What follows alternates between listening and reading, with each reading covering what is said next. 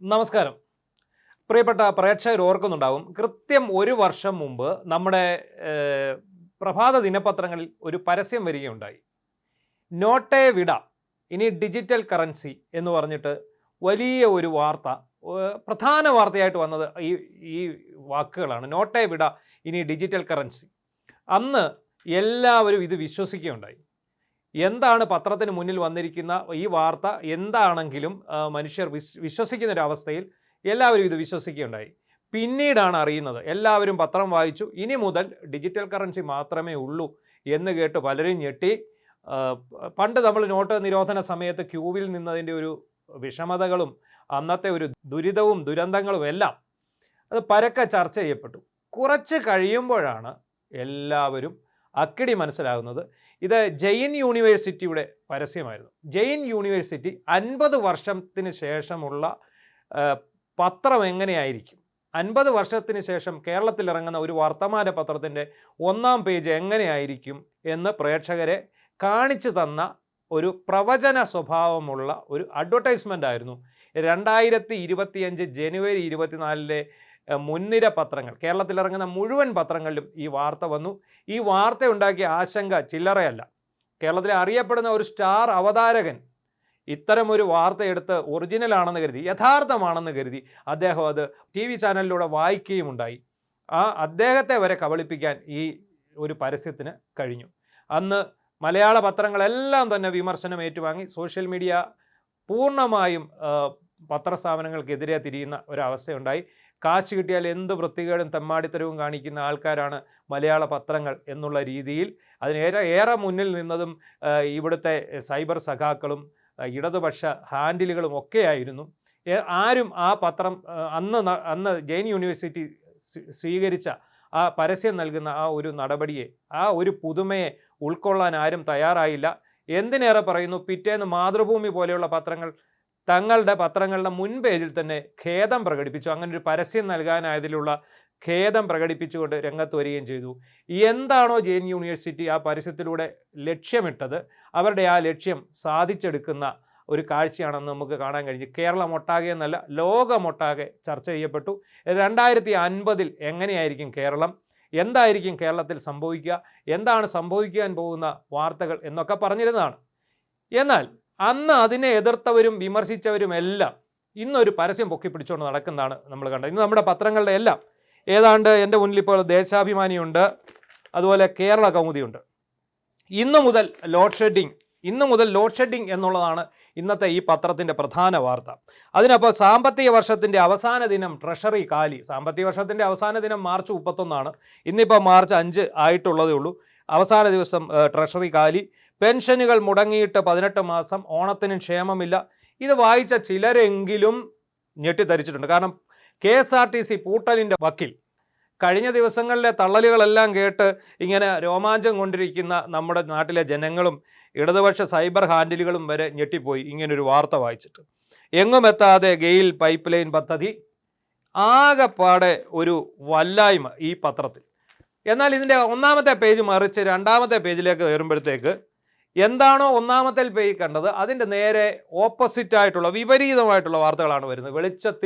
കേരളത്തിൽ വെളിച്ച വിപ്ലവം, ജീവനക്കാരുടെ ക്ഷേമം ഉറപ്പാക്കാൻ ശമ്പള പരിഷ്കരണ കമ്മീഷൻ പ്രഖ്യാപിച്ചു, പെൻഷൻ മുടങ്ങുന്നില്ല, 111 പുതിയ സ്കൂൾ കെട്ടിടങ്ങൾ പൂർത്തിയായി.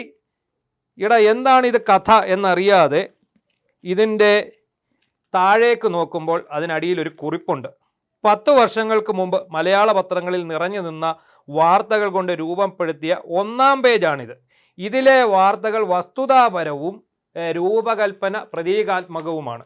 ഇത് വസ്തുതാപരമാണ് ഈ വാർത്ത 1-ാം പേജിൽ കൊടുത്തിരിക്കുന്നത്, പക്ഷേ അത് 10 വർഷം മുമ്പുള്ളതാണ്. ഇപ്പോൾ എന്തിനാണ് ഈ 10 വർഷം മുമ്പുള്ള വാർത്തകൾ 1-ാം പേജിൽ കൊടുത്തിട്ട് അത് വസ്തുതാപരമാണെങ്കിലും ഞങ്ങൾ പ്രതീകാത്മകമായിട്ടാണ് ലേ ഔട്ട് ചെയ്തിരിക്കുന്നതെന്ന് പറഞ്ഞിരിക്കുന്നത്? അത് മനസ്സിലാണെങ്കിൽ 2-ാമത്തെ പേജ് എടുക്കണം. അതിലെഴുതിയിരിക്കുന്നു, 1ഉം 2ഉം പിണറായി സർക്കാരുകൾ കേരളത്തെ തിരുത്തിക്കുറിച്ചതിൻ്റെ നേർചിത്രമാണ് ഈ പേജ്.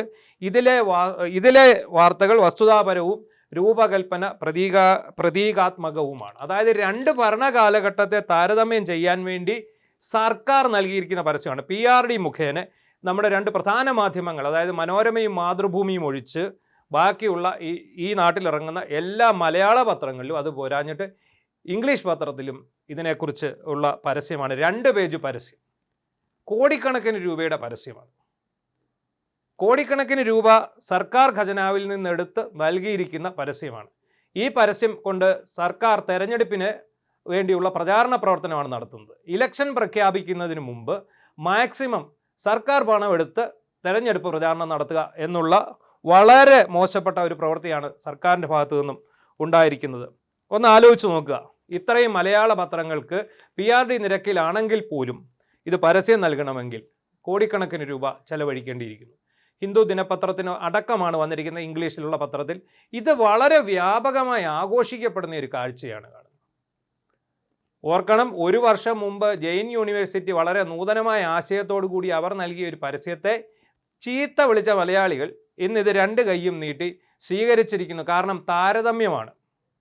10 വർഷം മുമ്പുള്ള താരതമ്യം, 10 വർഷം മുമ്പുള്ള പരദൂഷണം, 10 വർഷം മുമ്പ് UDF സർക്കാർ എങ്ങനെയായിരുന്നു, അന്ന് കേരളം എങ്ങനെയായിരുന്നു എന്ന് കാണിക്കാൻ വേണ്ടി ഇവർ ചെയ്തിരിക്കുന്ന UDFനെ തെറി പറഞ്ഞുകൊണ്ട് നാട്ടുകാരുടെ ചെലവിൽ സർക്കാരിൻ്റെ പണമെടുത്ത് ഇലക്ഷൻ പ്രചരണം ആരംഭിച്ചിരിക്കുകയാണ് പിണറായി സർക്കാർ. ഇത് ഈ ഒരു പ്രവണത വളരെ മോശപ്പെട്ട ഒരു പ്രവണതയാണെന്ന് പറയാതിരിക്കാൻ സാധിക്കുന്നില്ല. കാരണം PR വർക്ക് മാത്രമാണ് ഈ സർക്കാർ നടത്തിക്കൊണ്ടിരിക്കുന്നതെന്നൊരു ആരോപണം പൊതുവേ ഉണ്ട്. ഓരോ മന്ത്രിമാരും അവരുടേതായ വ്യക്തിപരമായ PR ടീമിനെ നിയോഗിച്ചിട്ടുണ്ട്. അത് കൂടാതെ അതിനൊപ്പം അല്ലെങ്കിൽ അതിനെ മറികടന്ന് അവർ സർക്കാർ പണമെടുത്ത് തങ്ങളുടെ PR വർക്ക് നടത്തിക്കൊണ്ടിരിക്കുകയാണ്. ഇതിലൊക്കെ രസകരമായ ഒരു കാര്യം നമ്മൾ ഇതിനകത്ത് ശ്രദ്ധിക്കേണ്ടത്, ഇപ്പോൾ നൽകിയിരിക്കുന്ന ഈ പരസ്യത്തിൻ്റെ പണം അടുത്ത സർക്കാരാണ് കൊടുക്കേണ്ടത്. പിണറായി സർക്കാർ അധികാരത്തിൽ വരുമെന്ന് LDF ഉറച്ചു വിശ്വസിക്കുന്നതിൽ CPM ഉറച്ചു വിശ്വസിക്കുന്നു. പക്ഷേ ഇവിടുത്തെ ഭൂരിഭാഗം ജനങ്ങളും ഈ സർക്കാരിനെ വലിച്ച് താഴെ ഇടണമെന്ന് ആഗ്രഹിക്കുന്ന ഒരവസരമാണ്. ഈ അവസരത്തിലാണ് നികുതി പണം, പാവപ്പെട്ടവൻ നികുതി അടയ്ക്കുന്ന പണമെടുത്ത് തങ്ങളുടെ പ്രചാരണ വേലകൾക്കായിട്ട് ഇവർ വിനിയോഗിച്ചു കൊണ്ടിരിക്കുന്നത്. ഈ ഇലക്ഷൻ പ്രഖ്യാപിക്കുന്നത് 2 ആഴ്ച കൂടി നീളാനുള്ള സാധ്യതയുണ്ട്. അത് നേരത്തെ മാർച്ച് 10-നുള്ളിൽ തെരഞ്ഞെടുപ്പ് പ്രഖ്യാപിക്കും, കേരളത്തിലെ നിയമസഭാ തെരഞ്ഞെടുപ്പ് പ്രഖ്യാപിക്കുമെന്നാണ് കരുതിയിരുന്നത്. എന്നാൽ ഇത് മാർച്ച് 20-ലേക്ക് 15-നും 20-നും ഇടയിലേക്ക് പ്രഖ്യാപനം മാറ്റുന്നതിനുള്ള ഒരു അറിയിപ്പ് നേരത്തെ അനൗദ്യോഗികമായി വന്നിരുന്നു. ആ അവസരം നോക്കിയാണ് ഇപ്പോൾ എത്രത്തോളം ഖജനാവ് ധൂർത്തടിക്കാമോ അത്രത്തോളം ധൂർത്തടിച്ചുകൊണ്ട് ഇങ്ങനെ ഒരു വലിയ ഒരു ധൂർത്തിന് തന്നെ കളം ഒരുക്കിയിരിക്കുന്നത്.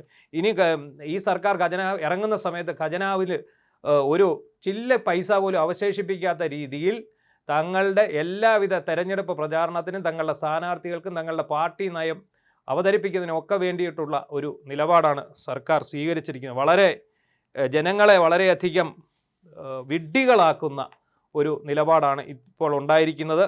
കാരണം 10 വർഷം മുമ്പുള്ള ഒരു സർക്കാരിനെ ഇപ്പോഴത്തെ സർക്കാരുമായിട്ട് താരതമ്യം ചെയ്യേണ്ട ഒരു കാര്യമില്ല. അന്നത്തെ സാഹചര്യമല്ല ഇന്നുള്ളത്, അന്നത്തെ വരുമാനമല്ല നമ്മൾ ജനങ്ങളിൽ നിന്നുള്ളത്. ഇവിടുത്തെ കൂടി വന്ന നികുതികളും GST അടക്കമുള്ള കാര്യങ്ങൾ വന്നതോടെ പലവിധ ഭാഗങ്ങളിൽ നിന്ന് സംസ്ഥാന സർക്കാരിനുള്ള വരുമാനം വർദ്ധിക്കുകയുണ്ടായി. അതിനനുസൃതമായ വികസന പ്രവർത്തനങ്ങൾ സർക്കാരിന് നടത്താൻ സാധിച്ചിട്ടുണ്ട്. അതിന് ഒരിക്കലും അപഹാസ്യമായ രീതിയിൽ ഒരു 10 വർഷം മുമ്പുള്ള ഒരു സർക്കാരിനെ അപഹസിച്ചുകൊണ്ടുള്ള ഇത്തരം ഒരു പ്രവണത നമുക്ക് അംഗീകരിക്കാൻ പറ്റില്ല. വിശേഷിച്ചും പൊതുജനങ്ങളുടെ കയ്യിൽ നിന്നുള്ള നികുതിപ്പണമെടുത്ത്, ഖജനാവിലെ നികുതിപ്പണമെടുത്ത് നാട്ടാരുടെ ചെലവിൽ മേനി നടിക്കാൻ അടുത്ത സർക്കാരിനെ അധികാരത്തിലേറ്റാനുള്ള ഈ ശ്രമം തീർത്തും അപലപനീയമെന്ന് തന്നെയാണ് നമുക്ക് പറയാനുള്ളത്.